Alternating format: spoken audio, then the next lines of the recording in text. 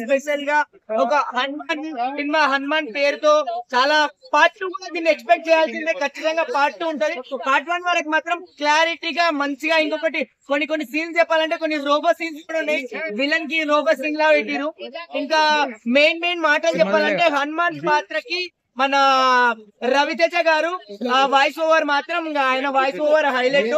వెన్నెల కిషోర్ గారు ఒక scientist doctor గా చేయడం, ఆయన రోల్ చాలా ఇంపార్టెంట్ రోల్. వెన్నెల కిషోర్ గారిది, రవిడిది, రవితేజ వాయిస్ ది, ఇంకొకటి వరలక్ష్మి మన హీరోకి అక్క. సో సినిమా అయితే చాలా బాగుంది. నెక్స్ట్ పార్ట్ 2 మళ్ళీ 25 వరకు వేసిరంటే చాలా లాంగ్ లెంత్ అయితే సినిమా ఉంది. సో సినిమా ఎవరైనా సంక్రాంతి స్పెషల్ గా హనుమాన్ సినిమా చూసి హ్యాపీగా ఫీల్ అయ్యి సంక్రాంతి చేసుకోవాలని నేను మనస్ఫూర్తిగా చెప్తున్నా. చాలా బాగుంది.